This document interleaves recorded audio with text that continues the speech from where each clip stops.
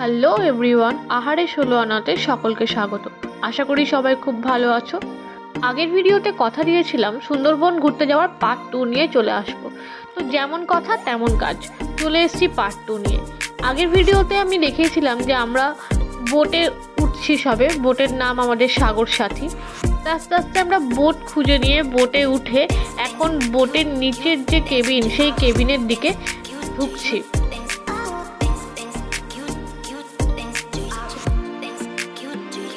বোটের নিচের কেবিনে ঢুকতেই দেখি দুই দিকে এরকম বেডের মতো করা আছে এবং তার উপরে কিন্তু গদিও দেওয়া আছে, যাতে সারাদিনে বোটে থেকে কেউ যদি একটু আরাম করতে যাও, কেউ যদি একটু শুতে যাও, এখানে কিন্তু অনায়াসে আসতে পারো। তাছাড়া ব্যাগপত্র রাখারও কিন্তু খুব ভালো নিরাপদ জায়গা। তবে হ্যাঁ, টাকা পয়সার ব্যাগ কিন্তু নিজের কাছে রাখাই ভালো। একটু এগিয়ে যেতেই দেখি একটা ছোট রুমের মতো রয়েছে এবং সেখানে একটা সোফা রয়েছে, তার পিছনেই রয়েছে কিচেন। এখানে কিন্তু রান্নার এলাহি আয়োজন চলছে। আমরা এখানে ব্যাগ ট্যাগ রেখে এখন উপরে যাব। এই যে দুই সাইডে দুটো টয়লেট ছিল, টয়লেট ভিতর থেকে বন্ধ ছিল বলে আমি এই মুহূর্তে দেখাতে পারলাম না, তবে টয়লেট কিন্তু বেশ পরিষ্কার। ব্যাগপত্র রেখে আমরা চলে এলাম বোটের উপরে। সামনে বসার একটা সুন্দর জায়গা। এখানে হচ্ছে ড্রাইভার কেবিন। ড্রাইভার কেবিনটা পেরিয়ে পরে এখানে 60 দিয়ে রয়েছে চেয়ার, যাতে যে ট্যুরিস্ট পার্টি রয়েছে তারা যেন এসে উপরে বসে প্রকৃতির সৌন্দর্য উপভোগ করতে করতে সুন্দরবনের দিকে এগিয়ে যেতে পারে।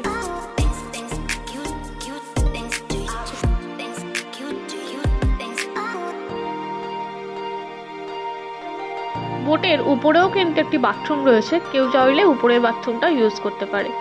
তাছাড়াও এখানে হাত ধোয়ার জন্য দুই দিকে দুটি বেসিন প্লাস হ্যান্ড ওয়াশ, খুব ভালো ব্যবস্থা এরা করে রেখেছে। বোটের উপরের জায়গাটা ভালো করে ঘুরে দেখে নিয়ে এখন আমরা বসে গেছি চেয়ারে। সবাই এখন চেয়ারে বসে আছে ব্রেকফাস্টের জন্য। আর ব্রেকফাস্ট বলতে না বলতেই চলে এসছে। এই নদীর ধারে হাতে গরম গরম 4টে লুচি, আলুর দম আর রসগোল্লা, ব্যাপারটাই আলাদা, একদম জমে ক্ষীর। এখানে সবাই হাতে নিজের নিজের প্লেট নিয়ে ব্রেকফাস্ট শুরু করে দিয়েছে। সকালে সেই চা আর বিস্কিট খেয়ে বাড়ি থেকে বেরোনো, তারপর যা খিদে পেয়েছিল সবার, একদম পেটে ছুঁচোয় ডন বৈঠক দিচ্ছে। এখানে সবাই ব্রেকফাস্ট সেরে নিচ্ছে আস্তে আস্তে। আর এদিকে আমিও বা কেন বাদ যাই, হাতে ব্রেকফাস্টের প্লেট নিয়ে বসে পড়েছি ব্রেকফাস্ট করতে। বিশ্বাস করুন, আলুর দম আর লুচির কম্বিনেশন একে তো আমার খুব ফেভারিট, তার উপর অসাধারণ ছিল এর টেস্ট।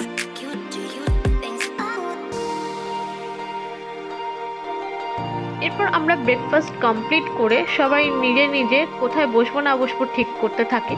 এক্ষেত্রে বলে রাখি, সোনাখালি থেকে কিন্তু বোট ছাড়ার আগেই আমাদের সবাইকে ব্রেকফাস্ট এরা দিয়ে দেয় এবং ব্রেকফাস্টে 4টে লুচি, আলুর দম এবং একটি করে মিষ্টি বরাদ্দ ছিল। তবে লুচি এবং আলুর দম কিন্তু আনলিমিটেড, কেউ চাইলে আবার পেতে পারে।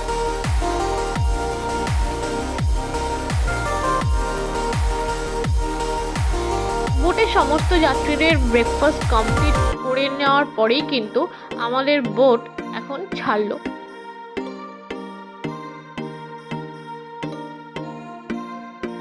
বোট ছাড়ার কিছুক্ষণের মধ্যেই কিন্তু হাতে গরম গরম চলে এলো দুধ চা। এদের কিন্তু সার্ভিস এখনো অবধি বেশ ভালো।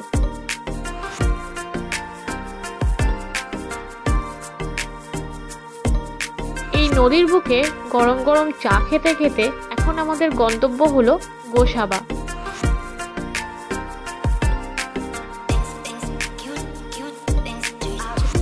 আমাদের বোট এই ফ্লাইওভারটার নিচের দিয়ে যাচ্ছে। এই ফ্লাইওভারটা হচ্ছে বাসন্তী ফ্লাইওভার। এই রাস্তা দিয়েই বাসন্তী যাওয়া যায়। এই নিচেটা দিয়ে কিন্তু বোটটা যখন যাচ্ছিল তখন বেশ ভালো লাগছিল, একটা আলাদাই দৃশ্য।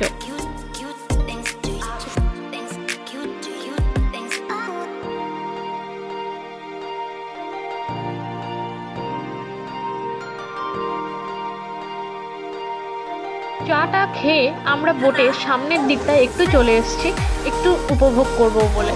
এখন যে আমরা নদীটার উপর দিয়ে যাচ্ছি সেটা হচ্ছে হোগল নদী। বোটের সামনে বসে প্রকৃতির সৌন্দর্য দেখে যেতে যেতেই হাতে চলে এলো আমুদি মাছ ভাজা। এটা একবারে ঘন্টায় ঘন্টায় সার্ভিস। আমুদি মাছ আমি এই প্রথম খেলাম। এই মাছে কিন্তু কাঁটা থাকলেও খেতে কিন্তু খুব সুন্দর। এর আগে কি কেউ কখনো আমুদি মাছ ট্রাই করেছো? ট্রাই করে থাকলে কিন্তু কমেন্টে অবশ্যই জানাবে তোমাদের কেমন লেগেছে খেতে। আমি এটা প্রথমবার খেয়েছি এবং আমার কিন্তু বেশ ভালো লেগেছে।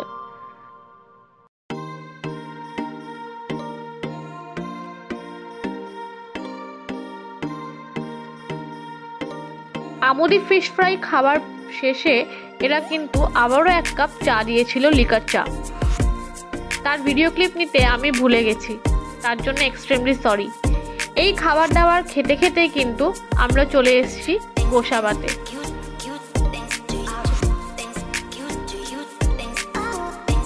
গোসাবা কিন্তু একটি আইল্যান্ড। এর চারদিকে জল, মাঝখানেই দ্বীপপুঞ্জটি।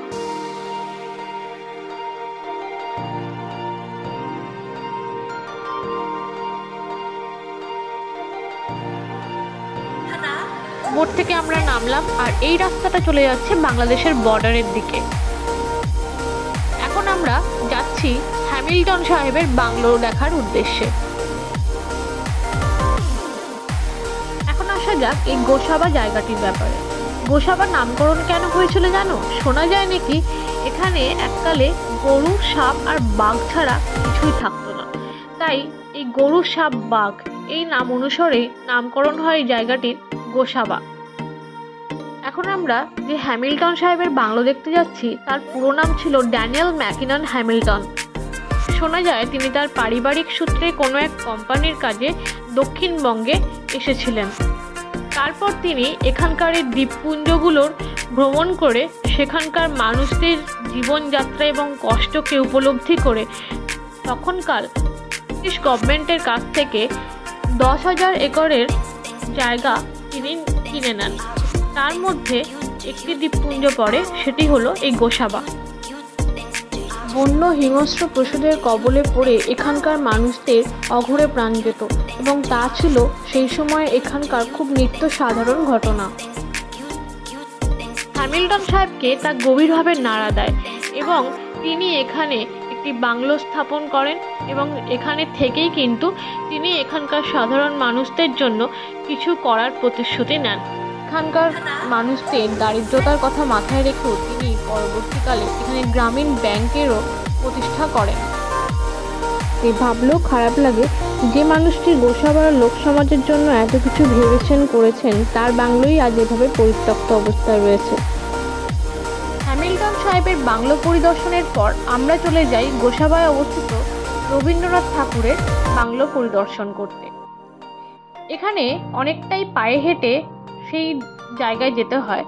যদি কেউ এখানে হাঁটতে না পারে তার জন্য টোটো, ভ্যান এসবেরও ব্যবস্থা রয়েছে।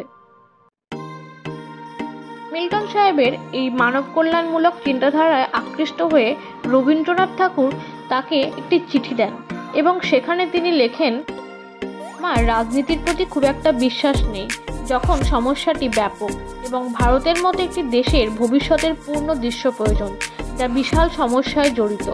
এই বিশেষজ্ঞরা রাজনৈতিক বিষয়কে জাতীয় জীবনের এবং জনগণের মনোবিজ্ঞান ও সময়ের বৃহত্তর প্রেক্ষাপট থেকে বিচ্ছিন্ন করার অভ্যাসে অভ্যস্ত।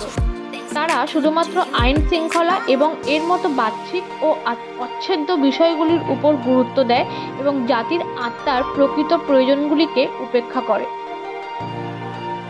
হ্যামিল্টন সাহেবকে উদ্দেশ্য করে রবীন্দ্রনাথের এই চিঠি স্পষ্টই বলে দেয় যে হ্যামিল্টন সাহেব তার ঊর্ধ্বে এবং তিনি মানব কল্যাণের জন্য সত্যিই কিছু ভাবছেন করছেন। যাই হোক, ইতিহাস নাড়াঘাটার পর আসা যাক এখন এই রবীন্দ্রনাথের বাংলোয়। এখানে কিন্তু ঢুকতে লাগে 5 টাকা, যা কিন্তু নিজের দায়িত্বেই টিকিট কাটতে হয়, ট্রাভেল এজেন্সি থেকে কিন্তু টিকিট কাটা হয় না। ভিতরে ঢুকে এক বিরাট উদ্যান বেশ সুন্দর করে সাজিয়েছে চারদিকটা, যেটা কয়েক বছর আগেও ছিল না। এখানে একটি পরিত্যক্ত জায়গায় এই বাংলোটি ছিল, যেটিকে পরবর্তীকালে খুব সুন্দরভাবে সাজানো হয়েছে। শোনা যায় হ্যামিল্টন সাহেব রবীন্দ্রনাথ ঠাকুরকে এই গোসাবাতে আসার জন্য নিমন্ত্রণ জানান এবং তার জন্য এই বাংলোটি তিনি নিজে বানান এবং নাম রাখেন বেকন বাংলো। বেকন কথার মানে জানেন? বেকন কথার মানে হচ্ছে আলোক সংকেত। এই বাংলোটি কিন্তু তিনি খুব যত্ন সহকারে বানিয়েছিলেন। এই বাংলোয় তিনি যে কাঠ ব্যবহার করেছেন তা খুব শক্তপোক্ত ছিল। এলাকাটি ছিল সাইক্লোন অধ্যুষিত এলাকা। এই প্রবল ঝড়ের তাণ্ডবেও যাতে এই বাংলো অক্ষুণ্ণ থাকে তাই এই বিশেষ কাঠ দিয়ে তিনি এই বাংলোটি গঠন করেছিলেন। শোনা যায় রবীন্দ্রনাথ ঠাকুর ডিসেম্বর মাসে এখানে 2 রাত্রিবাস করেন। রবীন্দ্রনাথ ঠাকুরের বাংলো দেখতে দেখতে এখানে আমার দেখা হয়ে যায় আমার মাস্তুতো ননদ অর্থাৎ আমার দিদি ও তার ফ্যামিলির সাথে। ঘুরতে এসে নিজের পরিজনদের সাথে দেখা হলে বেশ ভালো লাগে। সত্যি তথাকথিত প্রচার বিমুখ এই জায়গাগুলি ইতিহাসের ছোঁয়ায় কত অসাধারণ হয়ে ওঠে, তাই না? এই বাংলোগুলি পরিদর্শন করার পর এখন আমরা এখান থেকে বেরিয়ে চলে যাব ঘাটের দিকে, যেখানে আমাদের বোট দাঁড়িয়ে আছে। এখানে বোট থেকে যে ঘাটে নামায় তার ঠিক অন্য ঘাটে কিন্তু আবার টুরিস্ট পার্টিদেরকে বোটে তোলে, কারণ একই ঘাটে নামানো এবং ওঠা করলে ভিড় বেড়ে যেতে পারে, তাই তারা এটি অ্যাভয়েড করে।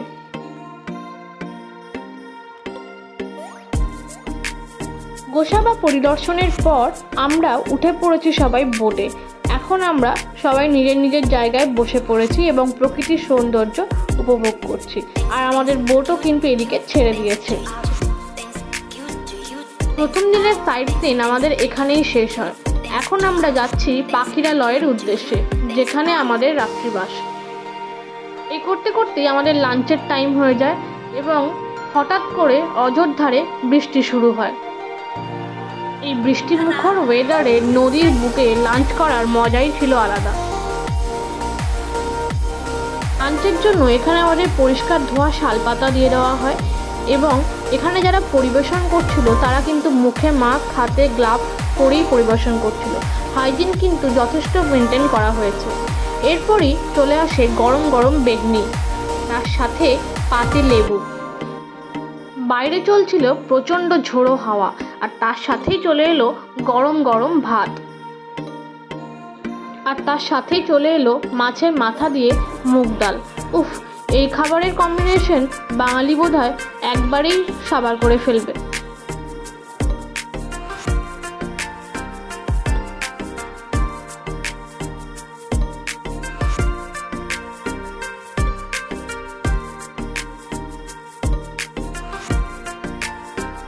আমরা খেতে খেতে প্রকৃতির দৃশ্য দেখছিলাম। এই বৃষ্টি তো এই রোদ। এখন আমাদের পাতে চলে এসছে পুঁই কুমড়ো দিয়ে ইলিশ মাছের মাথা দিয়ে চচ্চড়ি। এটা দেখতে যতটা টেস্টি, খেতে তার থেকে দ্বিগুণ টেস্টি।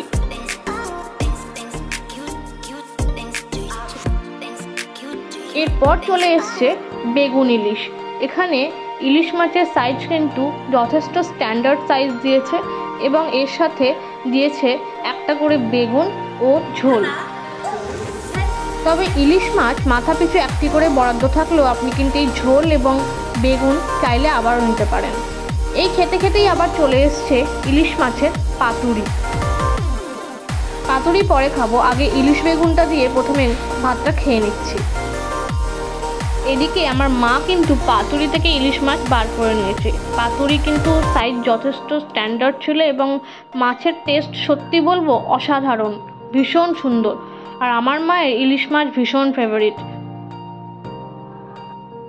এখন আমি কলা পাতা থেকে ইলিশ পাতুরিটা বের করে নিলাম। যথেষ্ট পরিমাণে গ্রেভি দেওয়া থাকে ভিতরে এবং মাছের সাইজও কিন্তু বেশ স্ট্যান্ডার্ড এবং মাছের টেস্ট যা আগেই বললাম অসাধারণ। এরপর দিয়ে দিয়েছিল আমের চাটনি আর পাঁপড়। আর আমার তো এই চাটনি দিয়ে পাঁপড় খেতে বেশ ভালো লাগে। খাওয়া দাওয়া সেরে উঠে বসতে না বসতেই হাতে চলে এসেছিল পেয়ারা।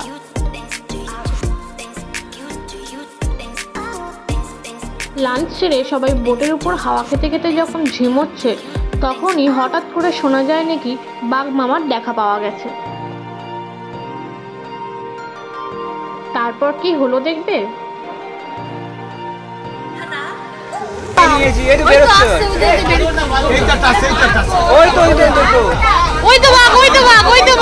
দাদা একটু বন্ধ করুন, দেখি বাঘ। ওই তো বাঘ, দেখেছো? দেখলাম তো ওইদিকে।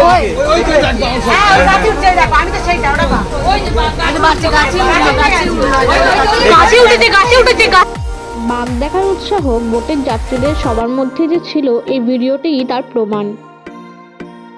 তা বলে একটা আস্ত বাঁদরকে বাঘ মনে করা, সত্যি হে বাঘ মামা, পারলে ক্ষমা করো। তারপর আর কি, বাঁদরকে বাঘ ভাবা নিয়ে হাসি ঠাট্টা করতে করতে এক কাপ লিকার চা নিয়ে এই পড়ন্ত বিকেলের সৌন্দর্য উপভোগ করতে করতে আমরা চলে গেলাম পাখিরালয়ের উদ্দেশ্যে, যেখানে আমাদের রাত্রে থাকার ব্যবস্থা করা হয়েছিল হোটেলে। পাখিরালয়ে নেমে আমরা কোন হোটেলে থাকলাম, কি করলাম, সেদিনকে রাতের কি মেনু ছিল, সব নিয়ে চলে আসছি পরের পার্টে, অর্থাৎ পার্ট 3।